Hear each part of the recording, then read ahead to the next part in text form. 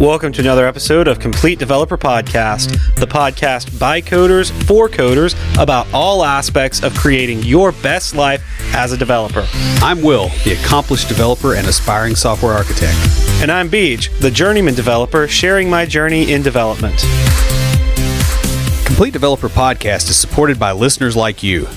We are now on Patreon at www.patreon.com/Complete Developer Podcast. Take this job and shove it. I ain't working here no more. Whether it's out of anger or frustration or because of better opportunities, we've all had coworkers we admire and are friends with to leave the job. It can be surprising and distressing, especially when you don't know that they are planning to leave. You can be left with a big project and no assistance whatsoever. In this episode, we're going to talk about some of the signs and indicators that your coworker is about to quit. But before we get started, Will, what have you been fighting this week? Well, this last week has been pretty rough. My grandmother passed away Friday morning.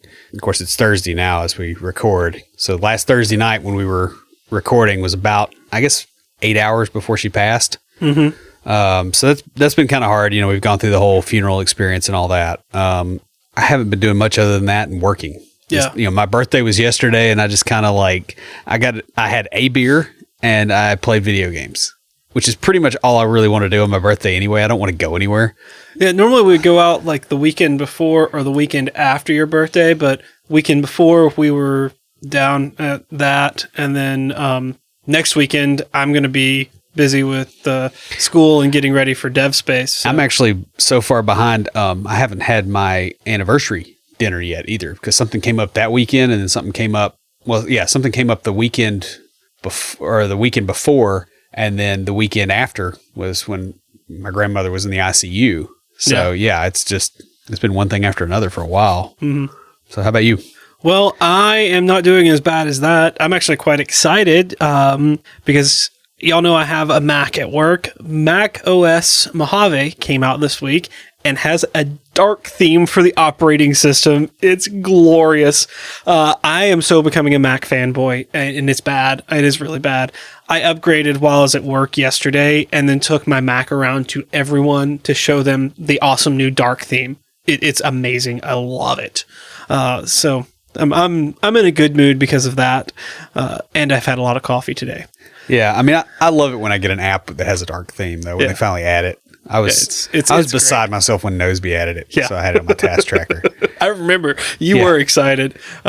Lately I've been feeling a bit crafty. So I bought this new yogurt that they were sampling at the store when I was there. And it comes in these interestingly shaped glass containers. So after eating it, I noticed that the container would make a really great candle holder for a small candle. So I'm thinking about painting the glass and making Christmas presents out of it. Okay. Why not? I haven't done stuff like that since right after college maybe was the last time I really did anything like that. You could probably make a nice hatch pattern, get you some chicken wire around it and then hit it with Krylon and pull it back. That's really cool. I was going to paint. I was actually going to make one for my sister and paint a sunflower on it. I mean, if you just want to redneck it up, that my suggestion will totally get you there. I might do that. That's really cool. But speaking of painting things, I've got something really cool coming up in IoTs.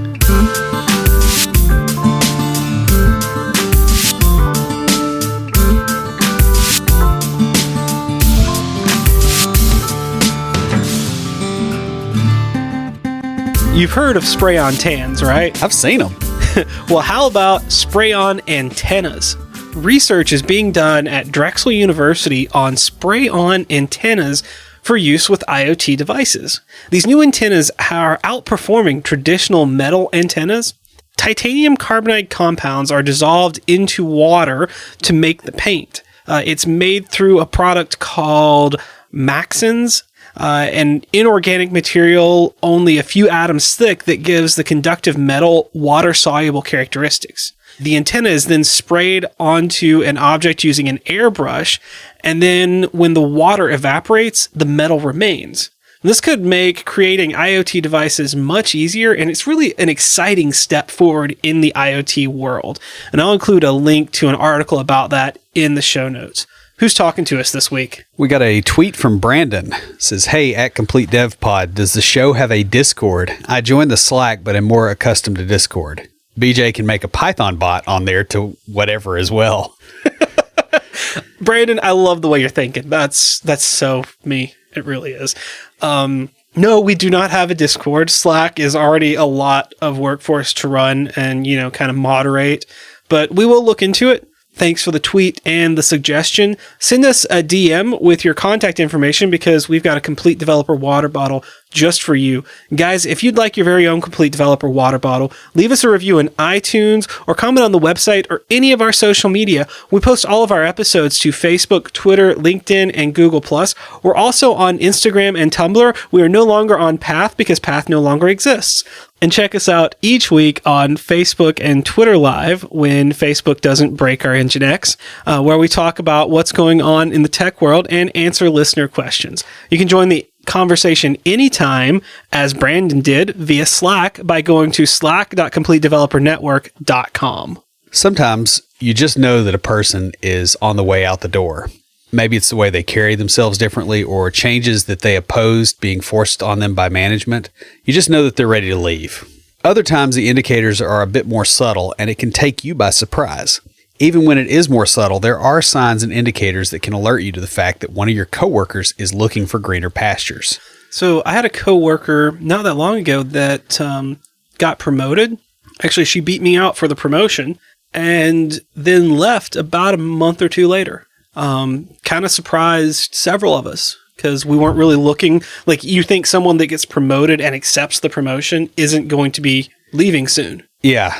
So it was kind of a surprise. And honestly, that's what led to this episode, was me going, hey, there's got to be some things that we could have noticed about that and about her behavior before she left, because I found out about it after she'd turned in her notice. I'm like, wait, what? She just got promoted. Yeah. Huh? That's really weird too. Yeah. I've seen that some. Mm-hmm. It's strange. I think a lot of it is people get promoted and they find out that the job they got into isn't what they thought it was. Possibly. Yeah. Many of these indicators are changes in the person's normal behavior. Indicators are when they do not act as they have or do things they have not done previously. This episode isn't really about people you want to leave, but about recognizing signs in your coworkers that are contributing members to the organizations, basically the ones that you want to keep around and you want to work with. We've broken this down into 3 categories. So we'll start by talking about performance indicators, or those things that you can see through their work or attitude towards work. Next, we'll discuss life indicators. These are things that have happened in their life outside of work to influence them to move on. And finally, we'll discuss the social indicators, looking at how their interactions with others show signs that they're looking to leave. So we'll start off by talking about performance indicators, because these, first of all, these are easiest to see because they get measured. These are the signs that you can see through their work performance and commitment.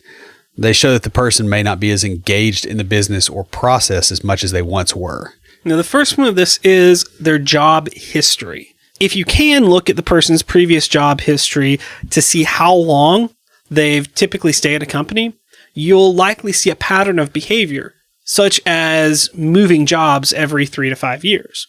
So oftentimes, this is a pretty good way to pick it up, right? Mm-hmm. Like at any job before the one I've got now, you could look at my resume and go, yeah, he's probably not going to be here that long. And now, granted, a lot of that was contract work too, right? Also, unless they have a very strong reason to stay, it's likely that they're going to continue this pattern. So where you're working now, you have a really good reason to stay. Yeah, I've got several good reasons to stay. That was the deal before, is like I've never been anywhere, or I've almost never been anywhere where I got a pay raise if I stayed. And I'm like, look at the cost of living in Nashville and how much that's going up. It's like I'm losing money by the minute if I don't get a pay raise. So yeah.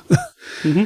Also, their past reasons for leaving may give you a clue that a coworker is planning to quit. People are rather consistent with why they leave a job. Yeah. I know you've got very specific reasons for almost every single one of the jobs you have left. Yep. And it's mostly quality of life and respect. issues more than anything, although sometimes it is pay and sometimes it's just like, hey, I got a way better opportunity and I got to take it. I think that's what happened with my coworker is from what I heard about the job that she took, it was just a phenomenal opportunity that she would have been crazy to turn down. Yeah.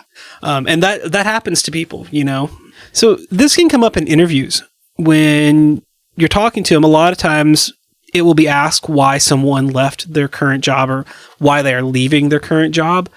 This will give you a clue as to what they're looking to avoid in the new workplace. Yeah. And if you make the work situation similar, they're going to leave more than likely.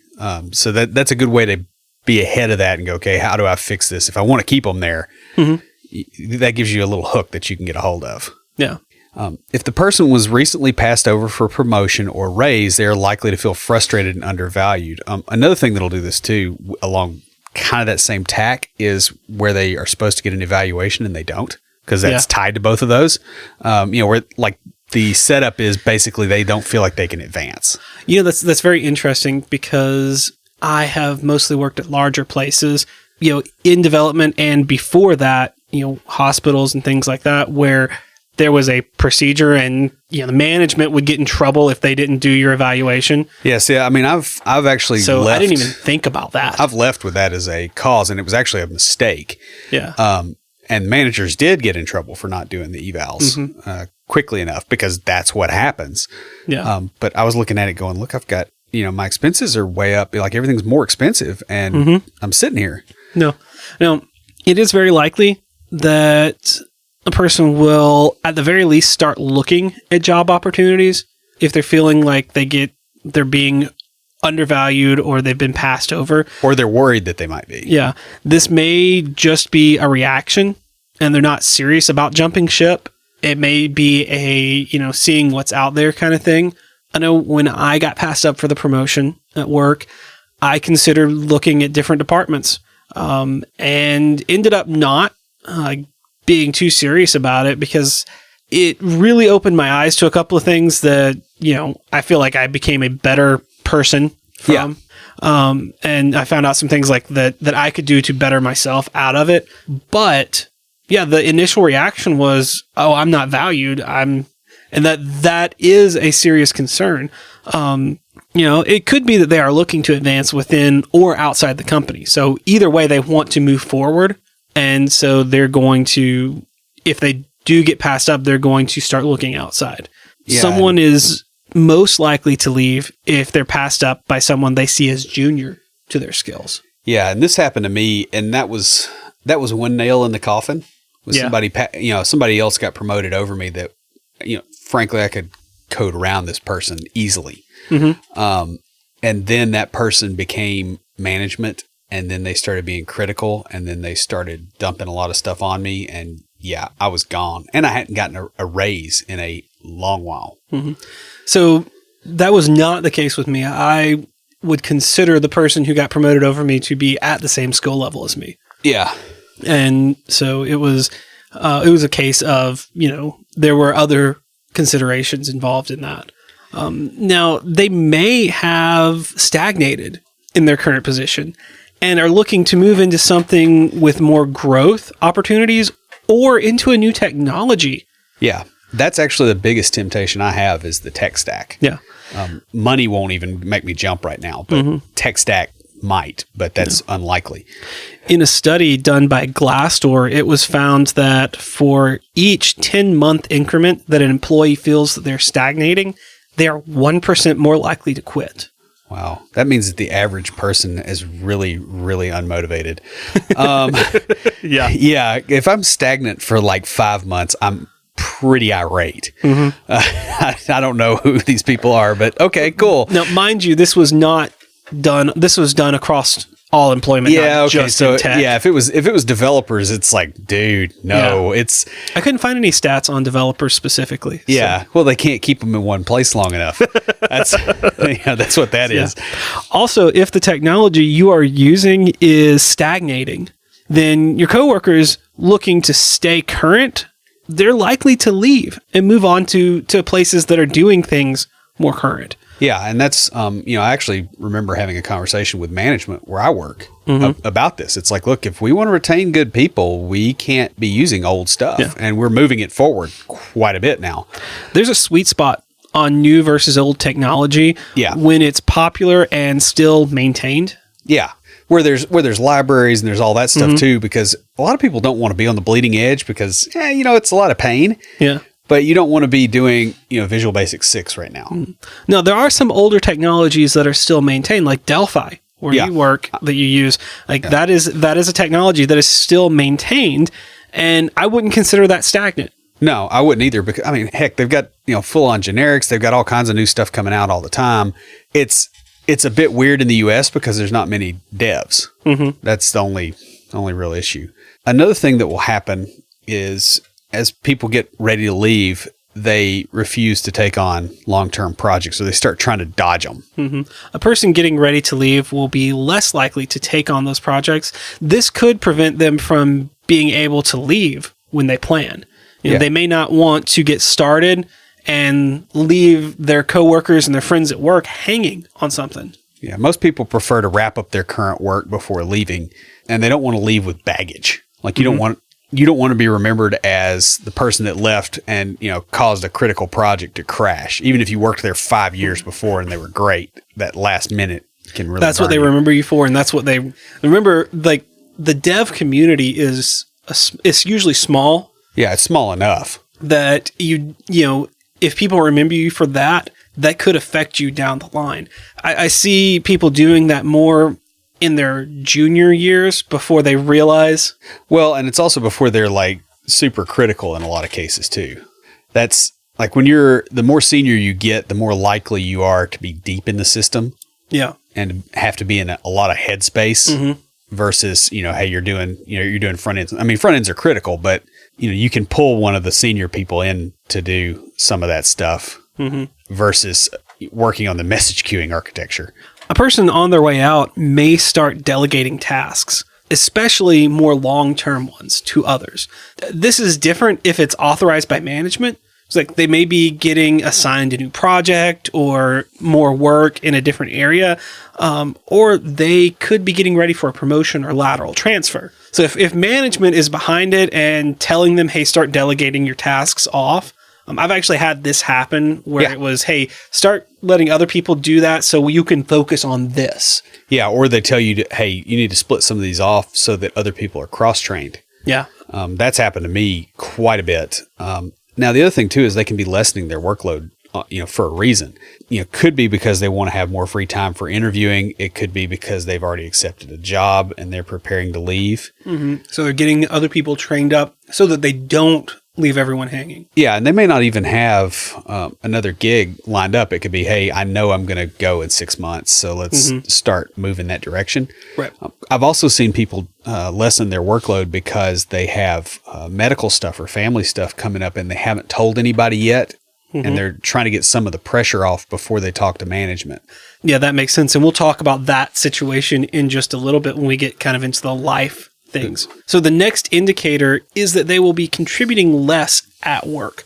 Someone that is normally active and very opinionated, but stops contributing during meetings, they may be on their way out. This change in behavior is a strong indicator that they're leaving. They may have disengaged from the company or the project they're working on and no longer be passionate or excited about the projects that they're working on. Yeah, this is an emotional reaction to avoid pain, right? They don't want to get shot down on top of whatever pain is making them leave. Now, somebody that's more reserved or shy is not as likely to show this sign. What I have seen with those kind of people, though, is where they get animated and they get into arguments. When they wouldn't have before. Yeah, and we'll talk more about that in a little bit. That is a different indicator. Yeah. So it could be that they have other things on their mind, like personal or family situations. With a little bit of insight, you can usually tell if a person is distracted as opposed to being disengaged. And this is an indicator we're also going to talk about later on. Yeah. Now, another major sign that they're disengaged is when a person stops returning phone calls and emails in a timely fashion. This is like work communications. If they're ready to leave, they're less likely to communicate often or as effectively. And a lot of this has to do with the idea that if they are less available, they're less likely to be called out or put on the spot. If it isn't something that is public knowledge, they're not going to want to let it slip that they're leaving. They may also want to avoid getting pulled into something that could hinder their departure. Yeah, just like the previous point, this is less likely to apply to shy or reserved coworkers who already don't communicate much. Yeah. No, it's interesting because I have seen this with people getting promoted. For example, our newest junior developer was promoted from a web admin position and still has to do some of the web admin work while they're hiring a new person. Right. And so it may be one of those things where it's like, all right, they're getting ready to move. They don't want to get called or have to stick around to help out until they can leave. Yeah. Another thing they'll do is they'll stop suggesting innovative ideas and solutions. Because again, they're disengaged. If they're sharing new ideas, that's a strong sign of employee engagement. If they're not, maybe not so much. It's proof that the person wants to be part of the organization. They have buy-in to what is going on and to the processes involved in that. Yeah. Whereas someone that has previously shared ideas or provided strong opinions and stops doing so, they're disengaging from the work. Yeah. And I mean, again, this can be personal issues that are distracting them. Because I remember getting invited to a meeting and I was like, I do not feel it today. Yeah. And, management was like, hey, is everything all right? And I'm like, yeah, I have a migraine. It feels like somebody hit me between the eyes. So it can be that. But a lot of times, like if it's over any period of time at all, they're disengaged. And, this, if it is from personal issues, that is also a concern. Yeah. Because they may still, jump up and bite you. Their productivity will also drop off and they're less likely to be inclined to please bosses or supervisors. They're not going to go the extra mile. They're going to work 8 hours and they're going to go home. Right. So presenteeism is what happens when employees are physically at work, but not fully present in what they're doing. Yeah. And this typically goes with behavioral changes as well. So like being less agreeable, less likely to take on extra work. In other words, they're just checked out. Yeah. Like they're not wanting to do the extra things that make management happy. Yeah. And I mean, I worked with a guy like that. And, when he got disengaged, I think he was working about 2 hours a day and he was getting in arguments with other people in the office and then just like walking around a lot. And, he would sit at his computer and you could hear the mouse. Like I was in an office with somebody else with him and you just hear the mouse click every so often. It's like, dude, he's a programmer. Like he's not typing. He's just clicking around. And yeah, that's a bad sign. Another indicator and a little bit different from the previous one is that they desire more opportunities. In development, there is the idea that in order to make a major move forward in your career, you need to switch companies. And this is mainly due to getting more of a pay increase for starting at a new company over getting promoted, but it also has to do with how you change technologies to stay current. After a few years at a company, unless they're building new products constantly, you will begin to stagnate. Moving companies gives you a broader base of technologies to work within, and it gives you the experience of how other people do stuff. You get a lot of real eye-opening stuff. I mean, that's one of my strengths is that I've jumped around so much, and it's been real handy where I am now. Yeah. A big sign that someone is looking to leave is when you notice a lot of resume-driven development. Yes, because they can then write it on their LinkedIn profile and then they get the next gig. Yeah. And we're going to talk about LinkedIn in just a little bit. Also, we're going to have an episode coming out about resume-driven development and how this occurs when a person chooses to do things differently or use newer, more cutting-edge technologies for regular tasks in order to add to their resume. Yeah. Like I've seen stuff like, bringing in like heavy duty WebSockets architectures for stuff that's like, it's a file upload. I've legitimately seen that. And that person left in about a month as soon as they got that done. Yeah. That makes perfect sense. Yeah.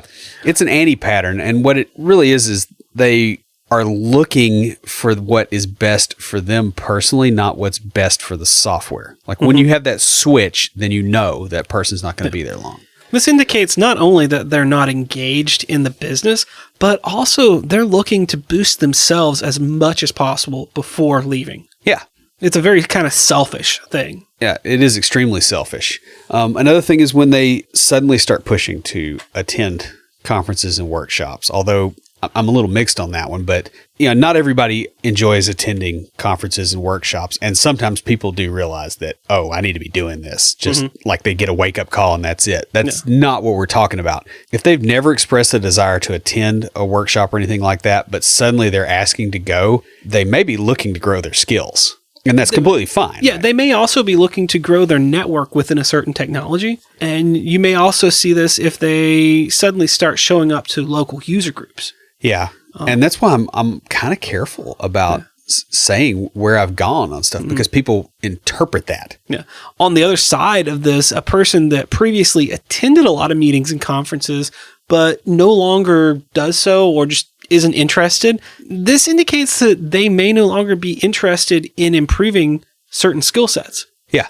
Like if you are a regular attendee of the Java user group and then suddenly stop going to it, but start spending a lot of time at the Angular user group. Yeah, or where you've not gone before. That's kind of one of these things where it's like, all right, it's the other side of this. Just because someone desires to improve their skill doesn't mean they're going to leave. It could be that they have capacity or, they weren't able to go right to one. And so they went to the other, or it could be that they've discovered that they're getting behind and want to catch up. Yeah. Or they're looking to bring that technology in and they just want to evaluate it. Right. There's a lot of things here. And this doesn't mean like it's not they're definitely leaving. Yeah. I would take this as it's not a sign that they're leaving. It's a sign that they may be bored and you need to look at that. Yeah. And we're going to talk about boredom next, which is less of a sign and more of a reason to leave. Boredom can present itself in a variety of ways in the workplace. And some of these signs are also indicators of boredom. Yeah. Some people generally want to enjoy their job or at least parts of it enough to make the less enjoyable worth the effort. A bored coworker is one that's not connected to the rest of the team or the project they're working on. I know you had a coworker that fell asleep in meetings with clients. I've had several. Yeah, we had the worst time getting him involved and engaged because he had already checked out. Yeah. And then I think it was within about 3 to 6 months, he left. Yeah, and I've had coworkers like that too. I mean, some of it is, I've also noticed there's a lot of lack of discipline that goes along with that too, where it's like, okay, I'm going to stay up till 2 a.m. thinking about how my life sucks, and then I'm going to go into work at 8. Yeah. And then fall asleep in a client meeting. Like it can also be an indicator of that too, but then again, that's an indicator of this. So here we are. They kind of they all correlate. dovetails. Yeah. The next set of indicators we're going to talk about are life indicators. Things happen in a person's life outside of work that make them more likely to leave their job. Non-work indications a person may be leaving can be major life changes, getting a degree or certification, or simply the desire to improve themselves outside of their work environment. The first one there is major life changes. And major career changes may preempt or follow major changes in someone's life. Your coworker could be considering leaving for reasons that have nothing to do with the job, the company management, their coworkers, nothing to do with it at all. Yeah. I mean, like just moving away to be closer to family, for instance.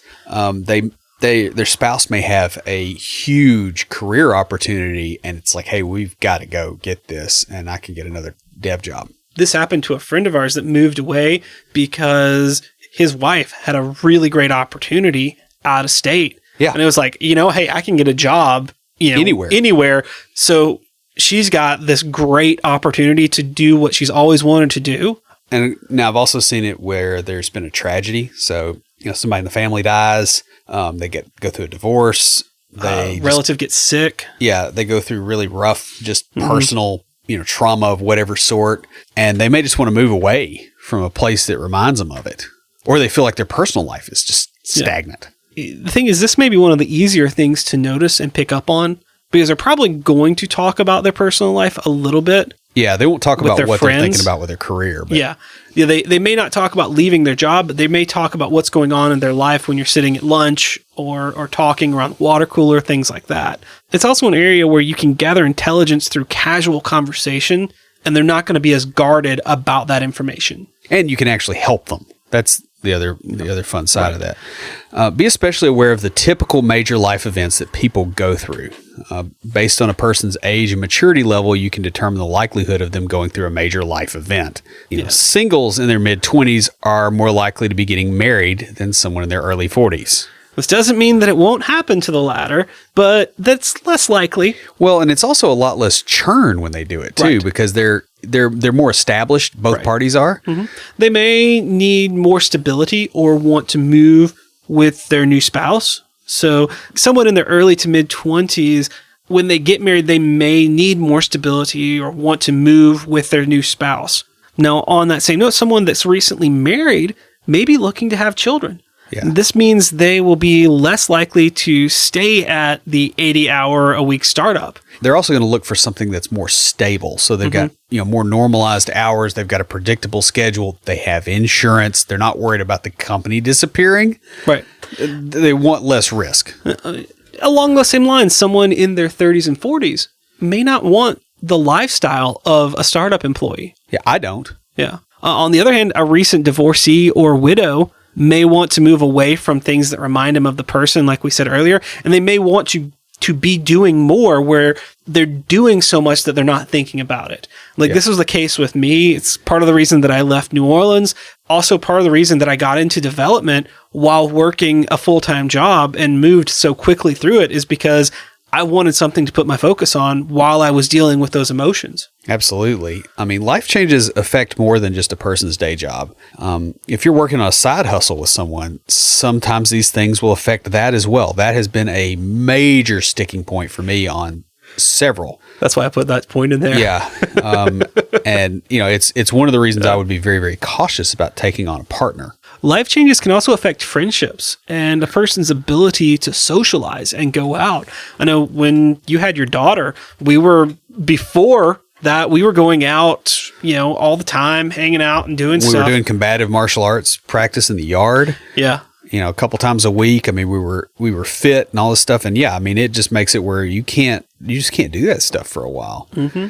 Now, another thing that'll come up is if they get a new degree, a license, a certification, most people want to see their friends and coworkers do well in advance. By obtaining a new degree or accreditation, it can make them a more valuable asset to the company. It may even be a requirement for a position or promotion that they want, such as moving into management. A lot of places require you to have a degree.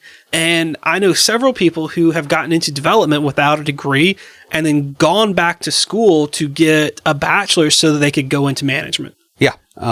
Just building up your education is a sign that someone is wanting to make themselves more attractive to potential employers, or even if they don't want to, they're still going to do that, right? It could be to get a promotion within your company, but more likely it's to improve their ability to get a new job or put them into the candidate list for a type of job that they want. For example, I really am fascinated by machine learning, data science type things, but you pretty much have to have a degree in that to get into it. So I'm doing that. The really great thing is they have those positions where I work, and I can move into one of those after I finish school. I think everybody will have those in 5 years. Yeah. They'll just about have to, or they're going to get creamed. Mm-hmm. They also may be looking to get into a different area of development or the software production lifecycle, and this is the first step. They may be learning stuff so that they can bring changes into the company. Some companies will send you places. Mm-hmm. It's more likely to mean that they will be looking to find a place doing what they're studying once they're done. Does that mean you're going to be a Java developer? No, it does not. Okay. That is not the case with me. Though I will be honest, the more I've done in Java, the more I actually kind of like it. I still like .NET better. Yeah, it's got that uncanny valley kind of feel to it. That's what it does. When I've had to mess with it, it's like, I like this, but it's just off enough where it makes me uncomfortable. Yeah. I don't dislike it the way I did before when I really didn't know much about it. And I don't feel comfortable making fun of it the way I did as a .NET developer. There are certain things in it that I like better than .NET, but there are way more things I like in .NET. Yeah. So it's interesting. Well, don't worry. Microsoft is involved. They'll lift those things from Java, and they'll be in .NET eventually. I know. That's why I love .NET. Yeah. Another thing that you'll see is where they desire to improve themselves right now. This is not bad, but most people do dress nice for special occasions. But when you got a coworker that's typically kind of, a little bit of a slob, and they start coming in dressing nice, that's a sign.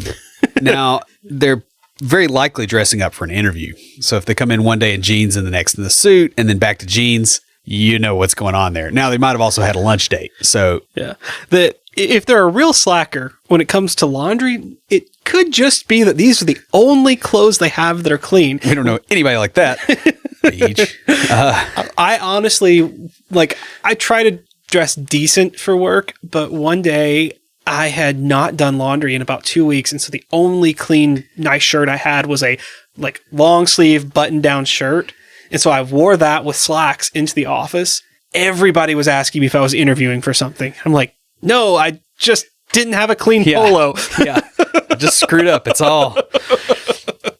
There's a saying out there to dress for the job that you want, not the job you have. So everybody's going to come into the office dressed as Batman. Exactly. Awesome. Seriously, though, improvements in dress could be an indicator that someone is angling for a promotion in the company. Now, just a few tips for you if you do want to update your wardrobe and not come off as shocking and that. Do sort of a subtle transition. If you normally wear a t-shirt and jeans to the office, start off by replacing the t-shirt with a polo or maybe a short sleeve button down. And then after people have kind of gotten used to that, start wearing maybe slacks or khakis with it. Then update your shoes. And by this time, people are used to you dressing nicer and kind of expect it. So seeing you with a tie on isn't going to surprise them. Yeah. And the other thing too is those little changes are not enough to get you through an interview. Mm-hmm. Right. So it gets that out of the mix as a possibility. They're like, oh, this person's starting to take care of themselves. Now, elective visits to the doctor or dentist may be a sign that a coworker is expecting to not have health coverage for a time. I've done that one. Yeah. Someone that normally avoids the dentist but suddenly starts getting cleanings may be looking to jump ship soon. Most people try to make use of their benefits before leaving, especially if they have really good coverage. And the thing is, the benefits at your next job may not take effect until a waiting period is over. Yeah, it kind of depends on how it works out when you leave and how you leave. Mm-hmm. That can be a real issue. There may be comparable benefits at the new job and they're doubling up while they can. That's another thing too. Yeah, I don't know how ethical that is, but I know people do it. Well, they have the benefits both places, right? So let's talk about some of the social or antisocial indicators that somebody is about to leave. The core thing here is that human beings are tribal, social creatures. How we interact with one another in various settings, including the office, can say a lot about what is going on. There are several social cues that a coworker may be leaving, including increased social media activity, losing office friends, not being close to anyone in the office, and an overall deterioration in attitude. So starting off, they may be more active on LinkedIn. Yeah, this is a big one. I actually I'm more active on LinkedIn now than I was a year ago. And I've actually had to go to management and go, look, I'm not looking for a job. I'm getting pinged all the time on here. Mm-hmm. A lot of developers are introverted and or shy. You're not shy, but you are introverted. Right. But a lot are both. And they don't like networking in person. And this makes it a lot more likely for them to rely on a social network, such as LinkedIn, for gaining those business contacts. A person that's looking to move jobs is likely to spend more time on LinkedIn. And part of this will be updating their profile with their most recent information. I know you have a scheduled task for that. It's like every 3 months. Mm-hmm. And I need to do that actually pretty soon. And I try to do it whenever I have something new come up. If I have several things at once, I'll batch it so that I only get pinged once. Yeah, because you do get carpet bombed by recruiters when you do this. But I do it mainly just so I don't look at my resume. If I find myself out of a job and go, why is Silverlight on there? Something like that is really off-putting when you're like, I really needed this to be up to date yesterday, and it's clearly not. Fair enough. I mean, I have gone in and taken WordPress out of a lot of my stuff. Yeah. Because I don't want to do that. And I have gotten pinged for WordPress jobs. And I'm like, no. Yeah. I have enough experience in .NET that I don't need that on my resume now. Yeah. Now you'll see, people, spending a lot of time on LinkedIn. One of the big things they'll be doing, other than the obvious updating of their profiles, is they'll be, connecting with people. So they'll be like jumping into groups, they'll get new connections, they share articles, they comment on articles, they do more stuff. LinkedIn is not exactly a compelling social media platform for the most part. So if somebody is being compelled there, there's a reason for that. Yeah. I mean, it's one of those things that if they're not doing that regularly, then this is a sign that, hey, they may be looking to leave. They may also start posting like, the LinkedIn blog when they normally wouldn't. Making changes to your profile will put it at the top of searches. It's suggested to do this on Sunday evening. This will put you at the top of the list when recruiters search on Monday mornings. And get you out of your Monday morning meetings when your cell phone rings. Right. It doesn't actually work at my office. Now, when a person is regularly on LinkedIn, it isn't a sign that they're looking for a new job. Yeah, and that's part of the reason I have the regularly scheduled times to update my profile is it keeps management and coworkers from freaking out if they see an update. Mm-hmm. It's like I'm just keeping it. It's like housekeeping. Now, if you have a blog or podcast, you can post to LinkedIn on a regular basis. Yeah. This is a social network, and it's a good way to have conversations about work-related articles without a lot of the frustrations of the other social networks. Yeah, like all the politics on, Twitter, Facebook, etc. I was just thinking the frustrations that we had on Facebook this evening. Yeah. Another indicator can be when their work friends have left. We spend a lot of time at work, and you tend to make friends where you do that. Mm-hmm. It's easier to make friends with people you're around. Think about when you're in school. You became friends with the people that you were around the most. Yeah, and in many cases, that really doesn't turn out well because they don't have anything to, they're not in common with you, right? Like, whereas at work, at least you have similar interests and similar schedules. Yeah. A UK study found that 57% of employees have a best friend at work that makes their job more enjoyable. Oh, yeah, easily. And a third of them credit their friendship as causing them to be more productive. 1/5 also stated that friendship boosts creativity on the job. Yeah, and 6 out of 10 rated job satisfaction and happiness as more important than salary. And it is. I mean, if you got enough to live on, you don't want to be highly paid and sad all the time. I mean, that's one really good thing about my team. And I know you've said the same thing about yours is like, we all go out to lunch and joke around. Oh, yeah. Constantly. It's awesome. We prank each other. I mean, it's just the way we are. And it really, really helps the environment. I've worked in places where the team didn't like each other and didn't talk to each other. Like they all went to lunch by themselves. Oh, I could not stand that. I didn't. It was about 4 months of that. And yeah. I remember before I got into development, the job I had right before when I was working front desk at Massage Envy. One of the girl that told me about the job opening, there was a friend of mine, we'd worked at other places together. Like I start working there and like I said something about, like the people that work here are great. And she's like, oh, they're all so mean to me and they don't like me. And I'm like, what? That doesn't make any sense. And it was all a perception thing. Yeah. And that happens sometimes. She did not stay at that job. She left right after I did. Now, if one person leaves, you can expect their close friends may not be far behind them. Well, and the grievances that made that one person leave, they discussed it with their friends. Mm-hmm. Guarantee you. It may be that the person who left recruits their friend because they know they can work well together. Yeah. That friendship may have been the only thing keeping the person from looking for a new job. Similarly, if a person is distancing themselves from coworkers, they may have already checked out. Now, they also may be really mad at the coworker and know that the coworker is about to get fired. Mm-hmm. Well, but yeah, this is more like distancing themselves from all coworkers. Right. This occurs when someone that normally chats before and after meetings or around the water cooler stops being as loquacious. They may feel there is no need to keep up personal relationships at work because they're not going to be there. Yeah, and besides, they know words like loquacious and they use them in Really? Sorry. I just gotta poke at you on that one. It's on my dating profile too. I use that word a lot. Wow. Yeah. I'm loquacious of Borg. I talk to all the other Borg. This could mean that they're moving further away or out of the field, and they may not want to feel guilty about leaving. So you'll see people blow up relationships before they leave situations. Like that's a real common thing. I've actually seen that in a friend of mine's marriage, where the wife was nice one day and then just started just being a complete harridan. Well, she was she had somebody on the side and was essentially doing this stuff so that she felt emotionally disconnected so she could bail. Yeah, I've seen that a lot with relationships and friendships. Yeah. When people are like, nope. I mean, it's a defense mechanism. If you remember the Sword of Truth books by Terry Goodkind. Yep. What was the protection from using the sword to kill people? Anger. Yeah.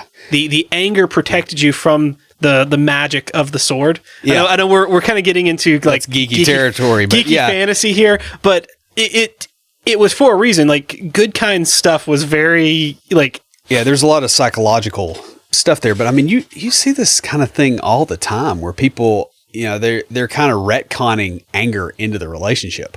Mm-hmm. Yeah, that's a real big sign. Yeah. Now, along with this, they also may have no sense of rapport with other coworkers. Just like losing work friends, not having them in the first place is a sign that a person may not stay long in a job. Yeah, I worked at one company. I did a short contract stint, and I just did not fit in. I mean, I was the one redneck in the middle of like serious city boys, and just couldn't fit in anywhere there. Like it was a completely different culture. And it's natural for people to want to develop relationships with their coworkers. But when a coworker doesn't have friends or people that they share interests with at work, they're more likely to leave for an environment that is more suited to them. Yeah, and this doesn't mean that they're mad either. It could just be like, hey, look, they're not losing anything. No. It's funny. Culture fit is sometimes mocked when you're going through the hiring process, and people say, all right, well, that's used to discriminate or things like that. But it can be an important part of your work life. You don't want to be around people you're constantly disagreeing with, especially on non-work related topics. Yeah, or where people have, they've got a different sense of boundaries or a different sense of morality or different sense of noise tolerance. Yeah. It's just, it's hard when you don't fit, and you can't really enjoy yourself when you feel like you're on edge. Like when you're waiting for the other shoe to drop, and that's how you feel all day. I've done that. It sucks. You don't enjoy your job. You can't focus, which makes you not do your job as well. There's a lot of things going wrong when that happens. People that don't have good friendships or relationships with their coworkers, they feel isolated. They don't have anyone to turn to or vent to when things get tough. That is a big thing for me. Yeah, if they can't trust anybody around them and go, hey, look, this is really ticking me off. Yeah. That's bad, because what do? That, well, I can't handle this here, so I got to go somewhere else, versus somebody talking them off the ledge. I've got about 2 or 3 people that I work with that I trust enough to be like, all right, I can vent to you. And the good thing about having more than one person is in case you get mad at one of them. Well, that's more you than me. I was thinking more if one of them is going through something. Like the past week, I haven't vented to you. Yeah, because I've had a little bit on my plate already. You've had a lot going on. And so I've had my friends at work that I've been able to vent to. And I have one coworker, she knows me well enough that she can pick up when I'm getting frustrated at things. And I'll get a private Slack from her that says, hey, go listen to some Lindsey Sterling. You need to calm down. And that is really good. That is important to have those kinds of friendships at work.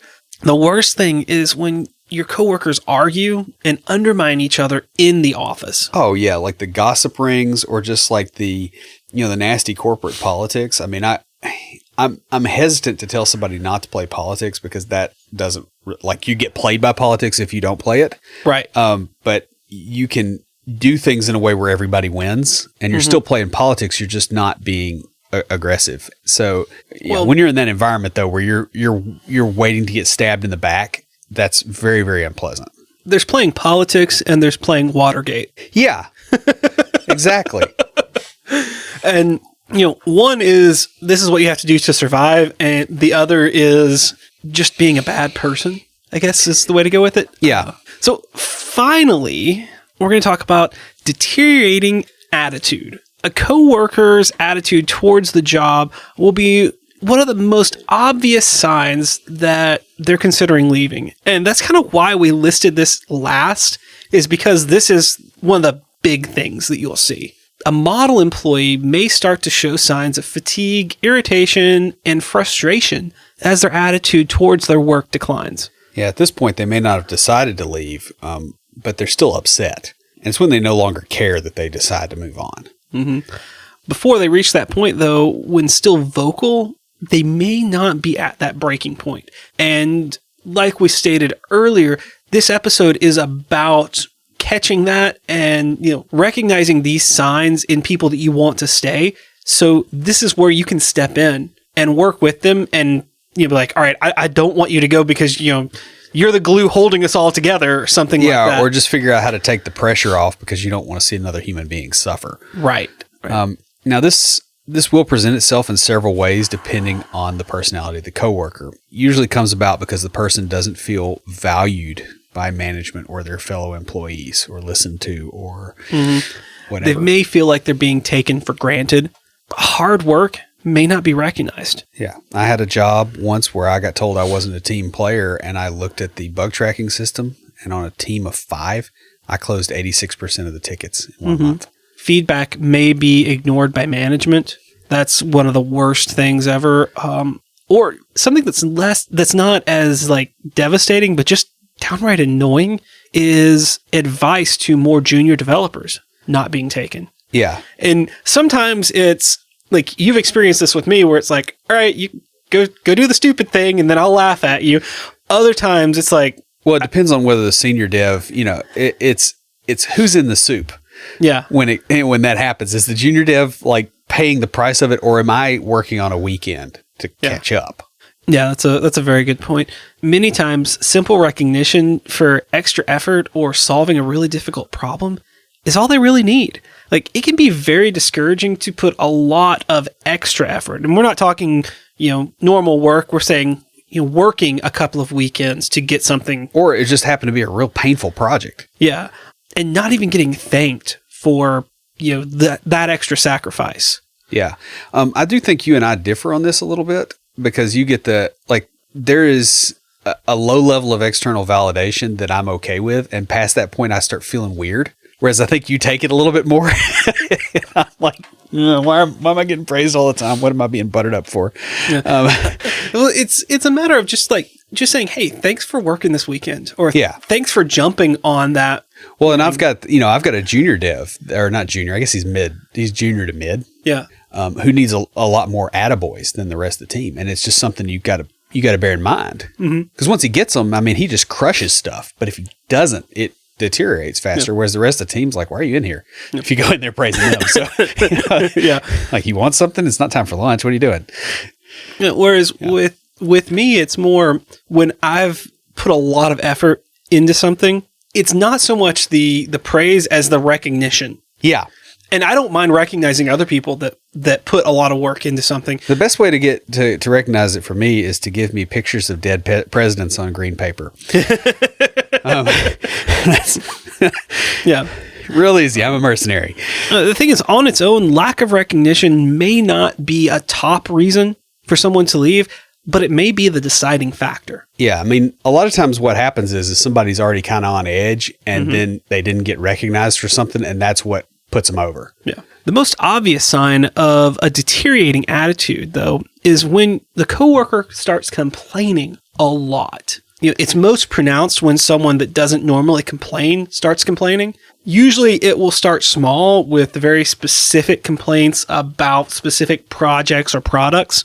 Yeah, and then it generalizes, and they start using words like always and never. And it gets to be complaining about policy and management style.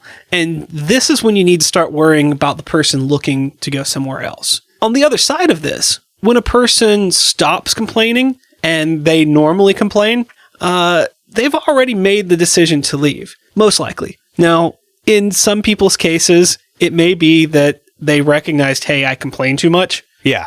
And I need to stop that because it's becoming a problem. Or they just realize they're focusing on the negative. Yeah. And the thing is, a lot of times the complaining is a sign that they still care about the company and making it better. When they stop complaining, it's because they no longer care and they're disengaged. yeah. Now, a more subtle indicator of impending quitting is a coworker that takes excessive or longer breaks than usual. Like where I work, we're encouraged to go walk, but when you start seeing somebody take a lot of long walks, that's a real bad sign. Mm-hmm. The most obvious here, though, is the lunch hour that becomes 2 because they're out interviewing. Yeah, it's really obvious when they come back to the office with food and they've been gone for an hour and a half and you're like, where you been? Dressing nice and taking longer lunches can be a really big indicator, unless, you're doing something like speaking at Nashville Software School or going out on a lunch date. I actually put my NSS talks on the company calendar now because it's like, they're like, why are you not dressed like a slob like normal? It's like, well, I'm getting in front of other people and, want to make them think they have to dress nice. So, it varies, and it's not a 100% they're doing this. Yeah, when you get a preponderance of evidence, that's what really does it. And the other thing, too, is breaks are kind of required. It's also required by law. I don't know that I've worked at a whole lot of places that were like, you have to take a break. No, I mean, I will say I used to sit behind the lead UI developer who's now our architect. And there were a couple of times where he could just tell when I was getting frustrated, mainly because I slap the sides of the chair when I get frustrated. And I've noticed that. Yeah, he would turn around and go, why don't you go take a walk? Yeah. He was like, just before you explode in the office. Yeah, just step away from it for a few minutes. Or sometimes he'd just invite me to go walk with him because he knew I was frustrated at a specific person, usually with a job title that included the letters Q and A. Yeah. Aquaman? Yeah. Hate working with that guy. But I mean, somebody's taking a lot more breaks than normal. That's probably a sign of being disengaged or having personal stuff. Yeah.